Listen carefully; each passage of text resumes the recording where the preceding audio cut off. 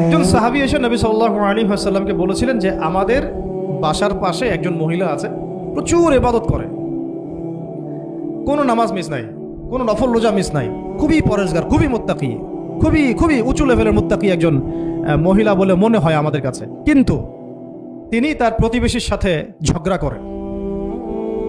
তিনি তার প্রতিবেশীর সাথে ঝগড়া করেন এবং বাজে ল্যাঙ্গুয়েজ ইউজ করেন। নবী সাল্লাল্লাহু আলাইহি ওয়াসাল্লাম বলেছেন যে তিনি জাহান্নামী, নাউযুবিল্লাহ। আরেকজন মহিলা সম্পর্কে বক্তব্য এসেছিল, আরেকজন সাহাবী বলেছেন যে আমাদের বাসার পাশে একজন মহিলা আছে, তেমন কোনো নামাজ, খুব বেশি ইবাদত করেন না, কিন্তু তার আখলাক চরিত্র খুব নরম কোমল। নবী সাল্লাল্লাহু আলাইহি ওয়াসাল্লাম বলেছেন তিনি জান্নাতি। তাহলে আমরা এই হাদিসটা থেকে বুঝতে পারছি যে আমলের মূলনীতিটা আসলে কি। আমল মানে এই না যে একেবারে সবসময় আমাকে নামাজ রোজা হজ জায়গাতেই ফোকাস করতে হবে, আমার আদাব ও মুআশারাতটাও অনেক বড় ব্যাপার, চলাফেরা ওঠা বসা, আমাদের ডিলিংসগুলো। তো এখানে আমি একটু বলবো আপনাদেরকে, কারণ এই যুগটা তো অনলাইনের যুগ, মিডিয়া দ্বারা প্রভাবিত হওয়ার যুগ, বিভিন্ন সিরিয়ালস আমাদের মাথায় এখনও বসে আছে, দেখেছি জীবনে আমরা অনেক সময় কেউ না কেউ। তো এইগুলো আমার মাথায় কিন্তু ইম্প্যাক্ট ফেলে, এগুলো আমাদের মাথায় ইম্প্যাক্ট ফেলেছে, সমাজ ব্যবস্থা আমাদের মাথায় ইম্প্যাক্ট ফেলেছে, যে পরিবেশে আমরা পড়াশোনা করেছি ওই পরিবেশটা আমার উপর ইম্প্যাক্ট ফেলেছে। সব মিলে আমাদের মাথাটা এখন পুরো দূষিত, আমাদের মাথাটা কিন্তু পুরাই দূষিত, কলপটা আরও দূষিত। এইখানে যে বিষয়গুলো ফোকাস করা দরকার, যে পিতা মাতার সাথে একদম কোমল হয়ে যান, ছেড়ে দেন, নিজের অধিকারে না আসলেও ছেড়ে দেন, পিতা মাতার সাথে কোমল হয়ে যান। পিতা এবং মাতা আপনার জান্নাত জাহান্নামের মাধ্যম। যদি স্বামী থেকে থাকে, স্বামীর প্রতি নরম হয়ে যান, তাকে ছাড় দেওয়া শিখেন। সবচেয়ে বড় কথা, তাকে মহব্বত করা তো অবশ্যই জরুরি, মহব্বতের চাইতেও বেশি জরুরি স্বামীকে বিশ্বাস করা এবং তাকে সম্মান করা। এমন কোনো কথা এবং কাজ না করা যেটা স্বামীর গায়রত বা ব্যক্তিত্ব আঘাত করে। আমি পয়েন্টটা হয়তো বোঝাতে সক্ষম হয়েছি। ভালোবাসা অনেক গুরুত্বপূর্ণ বিষয়, ঠিক আছে, কিন্তু ভালোবাসা শুধুমাত্র একমাত্র গুরুত্বপূর্ণ বিষয় নয়। আরও গুরুত্বপূর্ণ বিষয় হচ্ছে বিশ্বাস, সম্মান এবং আনুগত্য। বিশ্বাস, সম্মান এবং আনুগত্য। এখন বলতে পারেন যে আমার স্বামী আমাকে অন্যায় কাজে আদেশ করলে কি আমি আনুগত্য করব? কখনোই না। যখন স্বামী আপনাকে কোরআন সুন্নাহর দিকে আপনাকে ধাবিত করবেন, তখন আপনি তার আনুগত্য করতে বাধ্য, এবং এটা আপনার জান্নাতে যাওয়ার মাধ্যম বটে। এই হাদিসটা খুব ভালো করে মনে রাখতে হবে যে এই পৃথিবীতে কেউই আল্লাহ পাকের পরে সিজদা পাওয়ার যোগ্য না। এমনকি নবীদেরকেও আল্লাহ পাক সিজদা করতে বলেন নাই, কিন্তু সেই নবী আমাদেরকে কিন্তু বলেছিলেন যে যদি আল্লাহ পরে কাউকে আমি সিজদা করতে বলতাম, তাহলে আমি স্বামীদেরকে সিজদা করতে বলতাম। এটাকে তসলিমা নাসরিন স্টাইলে বুঝলে হবে না। ওরা এটাকে এভাবে নিবে যে ইসলাম মেয়েদেরকে দাসত্বের শৃঙ্খলা আবদ্ধ করতে চাচ্ছে, হ্যাঁ, আত্মস্বাধীনতা দিবে না ইত্যাদি। আমরা দেখব পরকালে আমি জান্নাতে যেতে পারছি কিনা। আল্লাহ পাকের হুকুমের চাইতে আমার কাছে কোনো যুক্তি বড় নয়। আল্লাহ পাকের হুকুমের চাইতে আমার কাছে কোনো যুক্তি, বিজ্ঞান, প্রযুক্তি এগুলো বড় মানদণ্ড নয়। শুধুমাত্র স্বামীর আনুগত্য, বিশ্বাস, সম্মানের বদৌলতে দেখা যায় যে পুরোটা জীবন এই বেচারা আপনার জন্য ঢেলে দিবেন ছাড়। আর এই জায়গায় যদি দেখা যায় ঘাটতি থাকে, তখন কোনো কোনো ক্ষেত্রে ভালোবাসা যথেষ্ট হয়ে ওঠে না। এবং আপনারা জানেন এই শহরে ডিভোর্সের সংখ্যা দিন দিন বাড়ছে। কেন? এইগুলো মেজর কারণ আছে। হ্যাঁ, আমি বলছি না যে সব ছেলেই একেবারে পারফেক্ট, কখনোই না। ছেলেরাও যেমন সাহাবী না, মেয়েরাও সেরকম মহিলা সাহাবী না। কিন্তু সবর, আনুগত্য, নরম কোমলতার কোনো বিকল্প নাই। উভয় পক্ষের জন্যই নসিহতগুলো আর কি, স্বামীর জন্য, স্ত্রীর জন্য।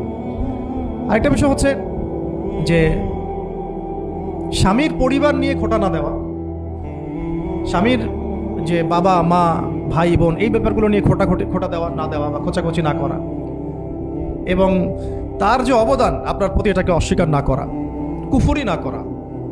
একটা হাদিসের মধ্যে নবী সাল্লাল্লাহু আলাইহি ওয়াসাল্লাম কিন্তু বলেছেন যে বেশিরভাগ নারীর জাহান্নামে যাওয়ার কারণ কি? সাহাবীরা জিজ্ঞাসা করেছিলেন, তিনি বলেছেন তারা কুফরি করে। কি কুফরি করে? তারা কি আল্লাহর সাথে কুফরি করে? নবীজি বলেছেন না, বরং তারা সারা জীবন স্বামীর যে দিয়ে যাওয়া যে স্যাক্রিফাইস বা অধিকার, এটাকে হঠাৎ করে অস্বীকার করে বসে, হঠাৎ কোনো একদিন অস্বীকার করে বসে। এটার কারণে দেখা যায় আল্লাহ পাক নারাজ হয়ে যান। আল্লাহ রাব্বুল আলামিন তো একজন ব্যভিচারী নারীকেও জান্নাত দিয়েছেন মাত্র কুকুরকে পানি পান করানোর কারণে। আবার একজন নারীকে বিড়াল বেঁধে রেখে কষ্ট দেওয়ার কারণে জাহান্নামে দিয়েছে। তো জবান এমনই একটা কঠিন জিনিস, যেটাকে নিয়ন্ত্রণে না রাখলে আমাদের জন্য ক্ষতি হবে। আল্লাহ পাক আমাকে আপনাদের সবাইকে জবান হেফাজতে রাখার তৌফিক দান করেন। আর কিছু বিষয় হচ্ছে, কিছু শাসন সমাজে থাকে, মানে পরিবারের মধ্যে থাকে। এই শাসনগুলো কখনোই মেয়েদেরকে বিপথে নিয়ে যাওয়ার জন্য নয়, বরং যে আপনাকে মহব্বত করবে সেই আপনাকে শাসন করবে। যে আপনাকে মহব্বত করে সেই কিন্তু আপনাকে শাসন করবে। যার আপনার ব্যাপারে কোনো কেয়ার নাই, সে কিন্তু আপনাকে শাসন করতে আসবে না। আপনি কোথায় যান তার তো কোনো যায় আসবে না। আর যে আপনাকে চাইবে, জোর করে টেনে নিয়ে আসতে চাইবে জান্নাতের পথে, সে কিন্তু আপনার উপর মাঝে মাঝে শাসন করতে পারে। ওই অধিকারটুকু দিতে হবে। আর আমাদের মেয়েদেরকে ওই মেজাজেও তৈরি করতে হবে। তো পারিবারিক বিষয়গুলোর ক্ষেত্রে আসছিলাম, এটা একটু পরে আবার আসতেছি ইনশাআল্লাহ, যে ইলমের সাথে আমলটা খুব জরুরি। এবং আমলের ক্ষেত্রে শুধু নামাজ, রোজা, হজ, যাকাত এটাকে আমি মিন করছি না। মিন করছি যে আমার বাবার সাথে সম্পর্ক, মায়ের সাথে সম্পর্ক, আত্মীয়দের হক আদায় করছে কিনা, প্রতিবেশীর সাথে রিলেশন ঠিক আছে কিনা, এবং স্পেশালি পরিবারে স্বামীর সাথে আমার এই বিষয়গুলো ঠিক আছে কিনা। তো এগুলো যদি ঠিক থাকে, অল্প আমল যথেষ্ট হয়ে যাবে ইনশাআল্লাহ। রিজিক আল্লাহ পাক দিয়েছেন, এর তাজিম যদি করতে পারেন রিজিক বেশি আসবে। রিজিকের তাজিম সম্মান করতে না পারলে রিজিক আসবে না, বেশি কমে যাবে। উসমান রাদিয়াল্লাহু আনহু সবচেয়ে ধনী ছিলেন না? কেন জানেন? কেন? এটা কি জানেন কেন ধনী ছিলেন? একে তো তিনি প্রচুর দান সদকা করতেন, এটা তো আপনারা জানেনই। আরেকটা জিনিস অনেকে জানে না, তিনি উটের পিঠে বসেছিলেন, কিছু একটা খাচ্ছিলেন, এই দুই একটা দানা পড়ে গেছে নিচে। উটের পিঠ থেকে নেমেছেন, নেমে সেই দানা উঠিয়েছেন, পরিষ্কার করেছেন, ধুয়েছেন, আবার খেয়েছেন। তার এই দু চারটা দানার কোনো কিন্তু মানে পরোয়া না করলেও চলে। তার প্রচুর অর্থ সম্পদ আছে, এত অর্থ সম্পদ যে তাবুক যুদ্ধের দিন 30,000 সেনাবাহিনীর দায়িত্ব নিয়েছেন। 30,000 সেনাবাহিনীর দায়িত্ব নিয়েছেন। সেনাবাহিনী যাবে, থাকবে, খাবে, তাবু টাঙাবে, সব দায়িত্ব তার। 30,000 সেনাবাহিনীর দায়িত্ব নেওয়া কি চারটাখানি কথা? তো এই সাহাবী এই কয়েকটা খাবারের দানা উঠিয়ে খেলেন। নবী সাল্লাল্লাহু আলাইহি ওয়াসাল্লাম বলেছিলেন যে তোমাকে আল্লাহ পাক রিজিক বাড়িয়ে দিবে না কেন? তুমি রিজিকের যে তাজিম, যে সম্মান তুমি করো, এর বদৌলতে আল্লাহ পাক তোমাকে বেহিসাব রিজিক দিবেন। দুইটা বিষয় খেয়াল রাখবো। আমলের মেহমান হৃদয়ের মধ্যে আসলে তাকে ফিরাই না দেওয়া, তাহলে সেই মেহমান কিন্তু আর আসবে না। মেহমানকে মূল্যায়ন করলে মেহমান বারবার আসবেন ইনশাআল্লাহ। আর রিজিকের তাজিম না করলে রিজিক কিন্তু আপনার ঘরে বেশি বেশি আসবে না। এমনি তো হারামের যুগ, এমনি সুদের যুগ, এমনি ঘুষের যুগ। অলমোস্ট এভরি ফ্যামিলি সুদখোর এখন, অলমোস্ট এভরি ফ্যামিলি।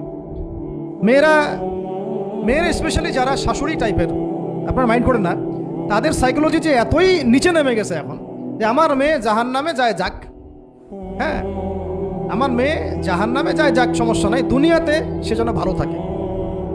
এটা কেন বললাম?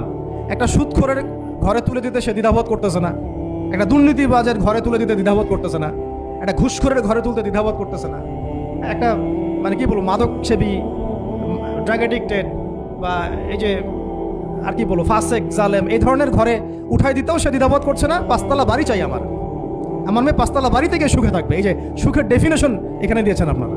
এই জন্য কত হাজার হাজার মেয়ের জীবন নষ্ট করে দিয়েছেন আপনারা। আমার কথা মাইন্ড করে না, হাজার হাজার মেয়ের জীবন মায়েরা নষ্ট করে দিয়েছে শুধুমাত্র মেয়েদের দুনিয়াবি সুখ এর সংজ্ঞাটা বুঝতে ভুল করার কারণে। এর নাম যদি সুখী হইতো তাহলে অমুসলিমরা সুখী না কেন? পশ্চিমারা সুখী না কেন? ওরা আত্মহত্যা করে কেন? এভাবে মেয়েদের জীবন নষ্ট করেছেন। অথচ অল্প যদি হালাল রিজিকও হতো, আল্লাহ পাক তাকে বরকত দিতেন, সুখে থাকতো। এবং হালালের জন্য আপনাদের ভূমিকা অনেক বেশি। আমরা উত্তরবঙ্গ সহ দেশের বিভিন্ন জায়গায় সফর করে যেটা দেখেছি, যত সুদী এনজিও আছে না, এনজিওগুলোর মধ্যে মহিলাদের নামই বেশি। জানেন, মহিলাদের নাম বেশি সুদী এনজিওতে। তো এই দাওয়াতগুলো আমরা মা বোনদেরকে দিতে চাই যে কোন অবস্থাতে যেন হারাম রিজিকের দিকে আপনারা না ধাবিত হন এবং রিজিকের তাজিম করেন। পরিবারের মধ্যে হৃদ্যতা, ভালোবাসা বজায় রাখেন, একে অপরকে বিশ্বাস, সম্মান এবং শ্রদ্ধা করেন। ইনশাআল্লাহ তাআলা আপনাদের পরিবারও সুখী হবে, রিজিকও সুন্দর হবে এবং রিজিকে বরকত হবে ইনশাআল্লাহ।